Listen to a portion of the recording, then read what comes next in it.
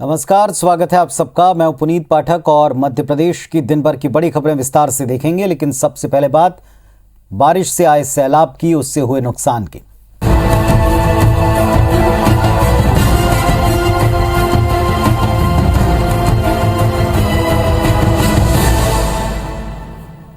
मध्य प्रदेश का ग्वालियर चंबल अंचल इस वक्त भीषण बाढ़ की चपेट में है। 10 दिन से भारी बारिश और बाढ़ की वजह से लोगों की इलाकों की स्थिति खराब है।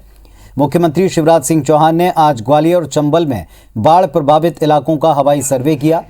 ग्वालियर, शिवपुरी, श्योपुर, भिंड, मुरैना, दतिया जिलों का हवाई सर्वे करने के बाद मुख्यमंत्री ने बताया कि ग्वालियर संभाग के 150 और चंबल के 68 गाँव में पानी घुसा था।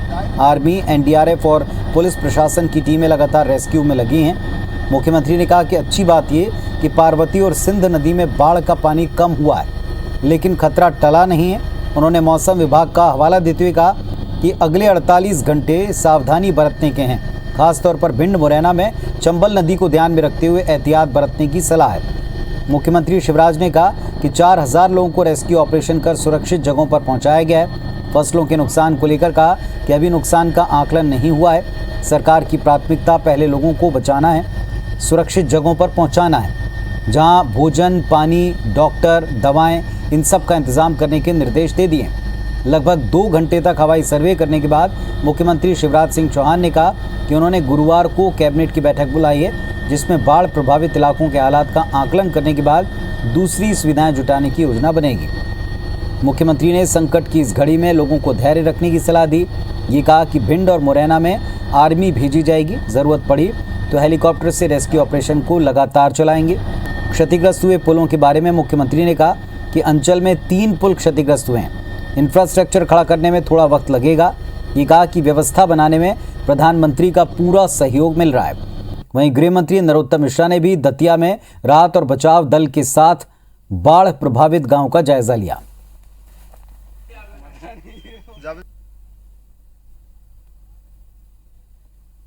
लेकिन इतना जरूर है कि अभी कुछ स्थानों पर भारी बरसात के बीच हमको निकलना पड़ा और 48 घंटे तक अभी बारिश की चेतावनी मौसम विभाग ने दी है। इसलिए गांव से पानी तो अभी निकल गया है, लेकिन सावधानी की आवश्यकता है। पूरा गांव से 9 लोगों का रेस्क्यू किया है। मैं खुद गया था नाव से, हेलीकॉप्टर से सुरक्षित है। 3 महिलाएं थी, 4 पुरुष थे। अभी कोई जान की हानि नहीं है, माल की काफी हानि है।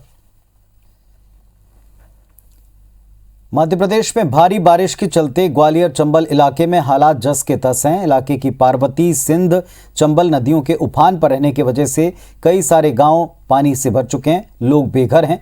कई लोग अब भी बाढ़ के बीच फंसे हैं। इनको सुरक्षित निकालने के लिए सेना की मदद ली जा रही।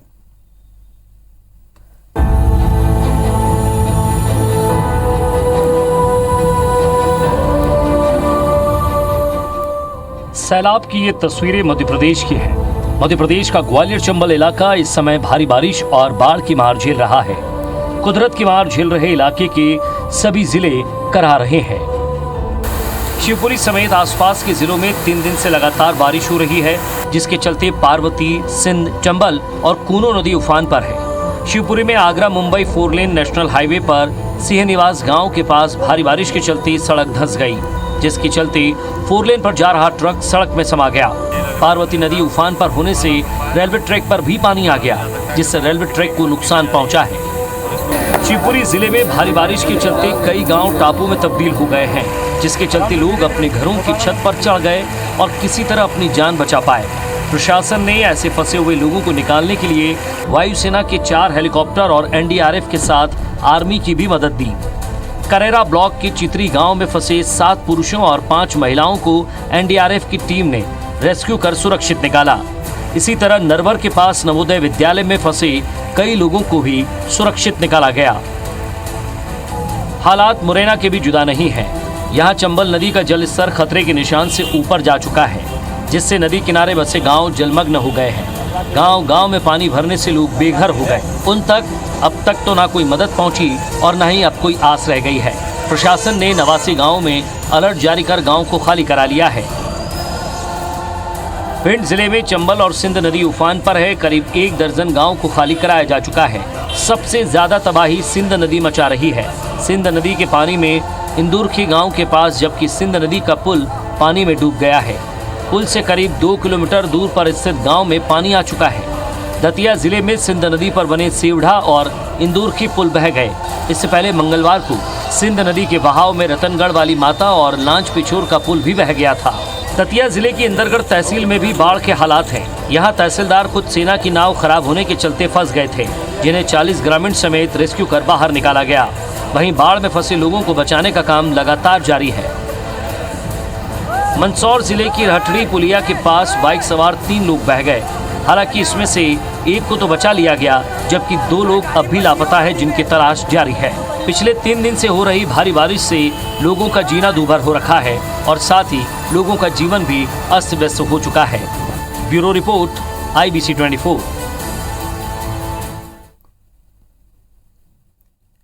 वहीं मध्य प्रदेश में बाढ़ को लेकर सियासत, आरोप प्रत्यारोप का दौर भी शुरू हो चुका है। कांग्रेस ने ग्वालियर चंबल में बाढ़ के लिए सरकार को जिम्मेदार बताया। प्रदेश के पूर्व मंत्री डॉक्टर गोविंद सिंह का यह आरोप है कि सरकार की लापरवाही के कारण भीषण बाढ़ की आपदा में इस वक्त एक बड़ा इलाका है। बिना सूचना के मड़ीखेड़ा डैम और हरसी डैम के गेट खोलने से सिंध नदी के आसपास के गांव में पानी बढ़ गया। कांग्रेस विधायक PC शर्मा का आरोप है कि इलाके में हालात काफ़ी बिगड़ चुके हैं। इसके बावजूद ज्योतिरादित्य सिंधिया और नरेंद्र सिंह तोमर वहां से गायब हैं। कांग्रेस नेता भूपेंद्र गुप्ता ने सरकार पर बाढ़ की पूर्व तैयारी न करने का आरोप लगाया। कांग्रेस विधायक लक्ष्मण सिंह ने ट्वीट कर सभी विधायकों को अपनी विधायक निधि से 5 लाख रुपए बाढ़ राहत कोष में जमा करने का सुझाव दिया। उधर दतिया जिले में सिंध नदी पर बने सेवड़ा और इंदुरखी पुल बहने को लेकर कांग्रेस ने सरकार को आड़े हाथों लिया। पार्टी ने मामले में जांच की मांग की। दूसरी तरफ बीजेपी नेता और पूर्व मंत्री अनूप मिश्रा ने अपनी सरकार के नुमाइंदों को कटघरे में खड़ा किया। मध्य प्रदेश शासन की लापरवाही, मड़ीखेड़ा डैम, हरसी डैम के पूरे गेट खोल देने से दतिया और ग्वालियर तथा भिंड जिले के सिंध नदी के आसपास के गांव में भारी बाढ़ आ गई है। जरा सी बारिश के बाद इस बात की पोल खुल गई। बारिश में गांव-गांव शहरों में पानी भर गया। निकासी की कोई व्यवस्था सरकार ने नहीं की और सरकार जो है राहत पहुंचाने की स्थिति में नहीं है। अगर आपको थोड़ी भी संवेदना होती, अगर थोड़ी भी आपके अंदर सेवा और सहयोग की भावना होती, तो हाथ सहयोग करने के लिए बढ़ाते। इस प्रकार के प्रपंच भरे, षड्यंत्र भरे भाषण देने के लिए, प्रतिक्रिया देने के लिए नहीं। उनको मैंने पत्र लिखा है और उनसे अपेक्षा की है कि इस सारी गलतियों के लिए संबंधित अकाउंटेबिलिटी किसी न किसी की तो फिक्स की जानी चाहिए कि गलती किससे और कहां हुई और कौन इसके लिए दोषी है।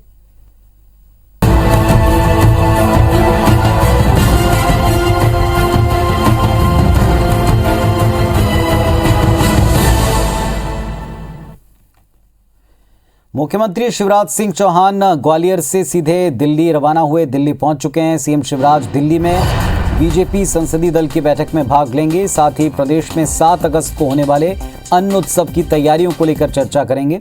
दिल्ली दौरे में सीएम शिवराज की बीजेपी के राष्ट्रीय अध्यक्ष JP नड्डा से मुलाकात होगी।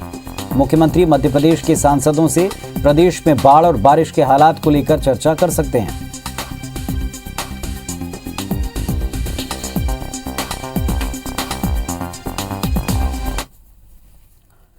और हमारे साथी सुधीर इस वक्त भोपाल से जुड़ रहे हैं। सुधीर, दिल्ली के दौरे पर हैं मुख्यमंत्री शिवराज सिंह चौहान, क्या प्रमुख एजेंडा, किन बिंदुओं के ऊपर वो केंद्रीय मंत्रियों से या सांसदों से बात कर सकते हैं? देखिए पुनीत, बिल्कुल 2 दिन पहले मुख्यमंत्री का ये दिल्ली दौरा तय हुआ था और ये कयास लगाई जा रही थी कि 7 दिन के अंदर लगातार मुख्यमंत्री का ये चौथा दिल्ली दौरा है। पर लेकिन जो दौरे के पीछे की जो तस्वीर थी वो मध्य प्रदेश में 7 अगस्त को होने वाले अन्न महोत्सव की तैयारियों को लेकर थी। मध्य प्रदेश के सभी बीजेपी के विधायक आज इस पूरे बीजेपी संसदीय दल की बैठक में भाग ले रहे हैं, जहाँ पर मुख्यमंत्री शिवराज सिंह चौहान दिल्ली पहुँचकर इस पूरी बैठक में शामिल हुए हैं और बैठक के बाद में बीजेपी के राष्ट्रीय अध्यक्ष JP नड्डा से मुलाकात का कार्यक्रम है। हालांकि इस बैठक में भी बीजेपी के राष्ट्रीय अध्यक्ष जेपी नड्डा मौजूद रहेंगे। इसके अलावा मध्य प्रदेश के बीजेपी के प्रदेश अध्यक्ष विष्णुदत्त शर्मा, संगठन महामंत्री सुहास भगत, इसके अलावा सह संगठन मंत्री हितानंद शर्मा और बीजेपी के जो राष्ट्रीय सह संगठन मंत्री हैं मध्य प्रदेश के जो प्रभारी हैं मुरलीधर राव, उन सभी को इस पूरी बैठक में रहना है। मध्य प्रदेश में होने वाले कार्यक्रम जो 7 अगस्त का अन्न महोत्सव है, उसमें सांसदों की किस तरीके से भागीदारी रहे, इस बारे में चर्चा की जाएगी और साथ ही साथ इस पूरे आयोजन को किस तरीके से देशव्यापी बनाया जाए, क्योंकि देश भर के 7 जो खाद्य आपूर्ति मंत्री हैं वो भी इस पूरी महोत्सव में शामिल होने वाले हैं। लिहाजा सांसदों को जिम्मेदारी दी जाएगी। पर बीते 2 दिनों से मध्य प्रदेश के अंदर जो हालात बने हैं, खासकर बाढ़ को लेकर मध्य प्रदेश में जिस तरीके से भयावह तस्वीरें सामने निकल कर आई हैं ग्वालियर चंबल अंचल से, उसको लेकर यह माना जा रहा है कि मुख्यमंत्री सांसदों से चर्चा करेंगे और सांसदों से चर्चा के बाद में किस तरीके से प्रदेश में बाढ़ प्रभावितों की मदद की जाए, इस बारे में भी इस पूरी बैठक में चर्चा हो सकती है। केंद्र सरकार जो मदद कर रही है वो मदद है, पर लेकिन सांसद अपनी तरफ के तरीके से किस तरीके से बाढ़ प्रभावित लोगों की मदद करें और खासकर ग्वालियर चंबल अंचल के जो सांसद हैं उनको किस तरीके से इस क्षेत्र में ज़्यादा से ज़्यादा लोगों की मदद करनी है, इस बारे में भी चर्चा की जाएगी। लिहाजा मुख्यमंत्री का यह दौरा काफी महत्वपूर्ण माना जा रहा है। आज दिल्ली में इस बैठक के बाद मुख्यमंत्री मध्य प्रदेश के सांसदों के साथ डिनर भी करने वाले हैं और उसके बाद में जेपी नड्डा से जब उनकी मुलाकात होगी तो देखना होगा कि सरकार और संगठन के कामकाज को लेकर क्या कुछ चर्चा होती है। आज थोड़ी देर पहले ही मुख्यमंत्री दिल्ली पहुंचे हैं और ऐसे में अब मध्य प्रदेश बीजेपी संसदीय दल की जब बैठक शुरू हुई है तो देखना होगा कि अन्न महोत्सव के अलावा बाढ़ की जो हालत है उनके अलावा किन मुद्दों पर चर्चा होगी। पुनीत, बहुत शुक्रिया आपका इस पूरे अपडेट के लिए। तो जैसा हमारे सहयोगी सुधीर हमको बता रहे हैं कि दिल्ली दौरे का मकसद अन्न महोत्सव की तैयारियां, उसकी समीक्षा था, लेकिन अब जिस तरह के हालात बाढ़ को लेकर बने हैं इस पर केंद्रीय मंत्रियों से और साथ में सांसदों से बातचीत हो सकती है। इंदौर से कांग्रेस विधायक संजय शुक्ला ने जहरीली शराब पर बीजेपी पर निशाना साधा। संजय शुक्ला का कहना है कि विधानसभा में सबसे ज्यादा जहरीली शराब बेची जा रही है जो उनका इलाका है, लेकिन इस पर किसी भी अफसर का ध्यान नहीं। यही कारण है कि अकेले उनकी विधानसभा में 5 लोगों की मौत जहरीली शराब पीने की वजह से हुई। प्रदेश महिला कांग्रेस अध्यक्ष अर्चना जायसवाल ने शराब दुकानों के साथ मौजूद अहातों को बंद करने की मांग शिवराज सरकार से की है। अर्चना जायसवाल ने मांग की कि जहरीली शराब मामले में श्वेत पत्र जारी किया जाए, बताया जाए कि सरकार कैसे काम कर रही है। मुरैना के कांग्रेस विधायक बैजनाथ कुशवाहा ने कहा कि बीजेपी नेता ही अवैध शराब के धंधे में शामिल हैं और इसके चलते से रोकना मुश्किल नहीं है।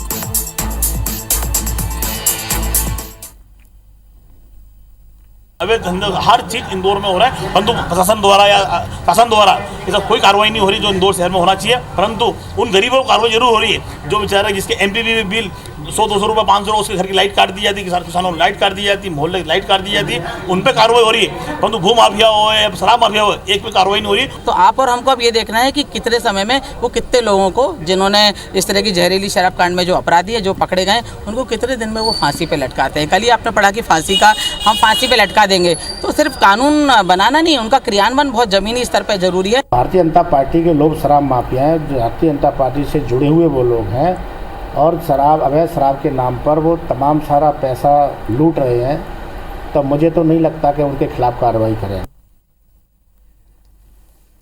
मध्य प्रदेश में 7 अगस्त को होने वाले अन्नोत्सव में राशन लेने आने वाले हितग्राहियों के स्वागत को लेकर सियासत शुरू हो गई। दरअसल बीजेपी कार्यकर्ता हितग्राहियों को पीले चावल देकर आमंत्रित करेंगे, वहीं पीडीएस दुकानों पर आने वालों का तिलक लगाकर स्वागत होगा। कांग्रेस इसे गरीबों का मजाक बता रही। पार्टी के मीडिया विभाग के उपाध्यक्ष भूपेंद्र गुप्ता का कहना है कि जो राशन दे रहे हैं वो उनका अधिकार है, सरकार गरीबों का अपमान कर रही है। बता दें आपको, सहकारिता मंत्री अरविंद भदौरिया ने कहा था कि अन्नोत्सव के दिन पीडीएस का राशन लेने वालों को पीले चावल देकर आमंत्रित किया जाएगा। साथ ही पीडीएस दुकानों पर रोली चंदन का तिलक लगाकर उनका स्वागत करेंगे। जिनके पेटों में दाना नहीं है उनको ढोल लगाड़े बजाकर राशन की दुकान पर बुला रहे हैं। जो कानूनन भारत के संविधान ने जो है भोजन का अधिकार दिया है, या हमारी सरकार ने भोजन का अधिकार दिया है, जिसके लिए मोदी जी अनाज बांटने के लिए मजबूर हैं और उन्हें बांटना पड़ेगा और आने वाली कोई भी सरकार इसको रोक नहीं पाएगी। मध्य प्रदेश सरकार के कैबिनेट मंत्री विश्वास सारंग और अरविंद भदौरिया के नेहरू पर दिए गए बयान को लेकर सियासत थम नहीं रही। कांग्रेस ने प्रेस कॉन्फ्रेंस कर दावा किया कि 15 अगस्त 1947 को पंडित नेहरू ने कोई भाषण नहीं दिया, बल्कि 15 अगस्त 1948 को भाषण दिया। कांग्रेस नेता भूपेंद्र गुप्ता ने कहा कि बीजेपी सिर्फ महापुरुषों को अपमानित करने की कोशिश में है।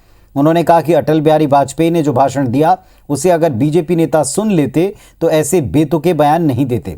कांग्रेस ने उस दौरान नेहरू के उस भाषण को सुनाया जो उन्होंने 15 अगस्त 1951 को दिया था। 1947 में लाल किले की प्राचीर से पंडित जवाहरलाल नेहरू ने भाषण ही नहीं दिया। अगर ऐसा कोई भाषण दिया है तो ये भारतीय जनता पार्टी, संघ और उनके कुटिल अभियानों को चुनौती है कि वो भाषण देश के सामने साझा करें। राजधानी भोपाल में हाउसिंग बोर्ड प्रदेश स्तरीय बड़ा आवासीय प्रोजेक्ट शुरू कर रहा है। नगरीय विकास एवं आवास मंत्री भूपेंद्र सिंह ने मिंटो हॉल में इसका प्रेजेंटेशन देखा। इसमें करीब 1.5 एकड़ से ज्यादा के क्षेत्र में बहुमंजिला इमारतों का निर्माण कराया जाएगा। अत्याधुनिक तकनीक से लैस रेसिडेंशियल बिल्डिंग के टॉप फ्लोर पर स्विमिंग पूल की सुविधा भी दी जाएगी। मंत्री भूपेंद्र सिंह ने कहा कि नगरीय विकास एवं आवास विभाग लोगों के जीवन स्तर को सुधारने का काम कर रहा है। इसमें रेरा समेत दूसरी निर्माण एजेंसियों में सुधार की जरूरत को लेकर सुझाव भी लिए जा रहे हैं। व्यवस्थित शहरी विकास के लिए लंबे समय से अटके नए मास्टर प्लान 2031 को जल्द लागू किया जाएगा। उन्होंने विश्वविख्यात भोपाल के बड़े तालाब को अंतर्राष्ट्रीय स्तर पर पहचान दिलाने के लिए प्रोजेक्ट प्लान बनाने की बात भी कही है।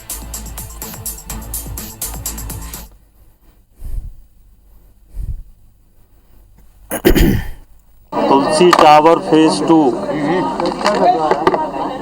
का आज यहाँ पर प्लान का प्रेजेंटेशन था और ये जो तुलसी टावर फेज 2 है लगभग 2 एकड़ जगह में इसका निर्माण होगा। वो सभी प्रकार की सुविधाएं उसमें रखी गई है। और भोपाल से एक बड़ी खबर आपको बता दें, गृह मंत्री को एयरलिफ्ट किया गया। प्रभावितों को राहत सामग्री देने गए थे नरोत्तम मिश्रा। पंचायत भवन में ठहरे लोगों की मदद के लिए गृह मंत्री गए थे। चारों तरफ से ये पूरा पंचायत भवन बाढ़ के पानी से घिर गया। सेना ने गृह मंत्री नरोत्तम मिश्रा को एयरलिफ्ट किया। लोगों को बचाने के लिए नरोत्तम मिश्रा ने मोर्चा संभाला। बाढ़ में फंसे 9 लोगों को नरोत्तम मिश्रा ने बचाया। लोगों को निकालने के बाद खुद गृह मंत्री एयरलिफ्ट हुए। तस्वीरें आपको दिखा रहे हैं। बाढ़ से घिरा हुआ चारों तरफ पानी पूरा पंचायत भवन आप देखें और यहां फंसे लोगों को रेस्क्यू करने के लिए गृह मंत्री स्वयं वहां पहुंचे और एक्सक्लूसिव तस्वीरें आप तक हम पहुंचा रहे हैं। लोगों को बचाने के लिए नरोत्तम मिश्रा ने मोर्चा संभाला और बाद में जब सभी लोग सुरक्षित वहां से निकले तब उन्हें भी एयरलिफ्ट किया गया।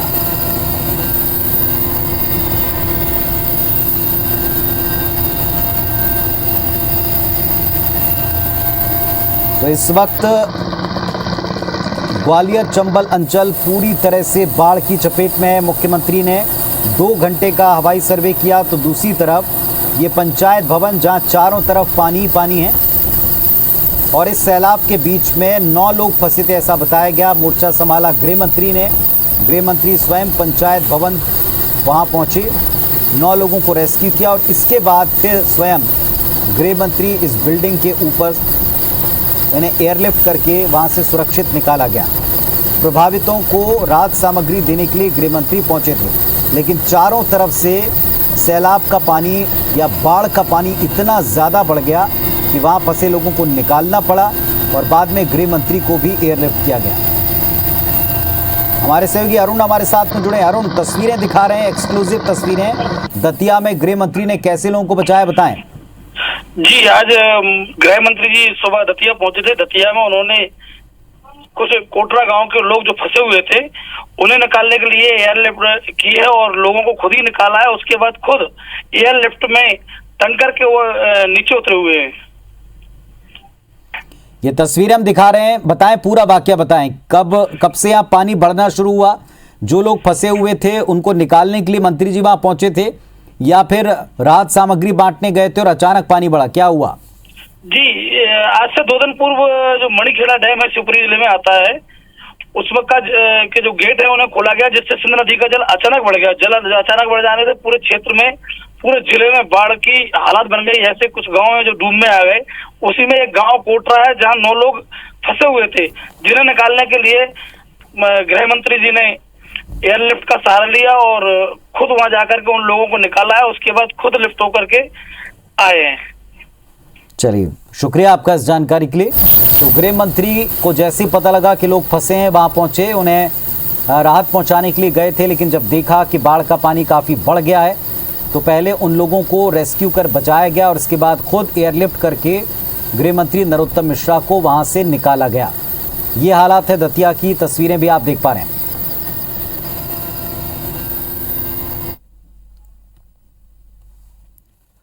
तो इस बुलेटिन में फिलहाल इतना ही। खबरों अपडेट्स के लिए आप देखते रहें IBC 24। नमस्कार।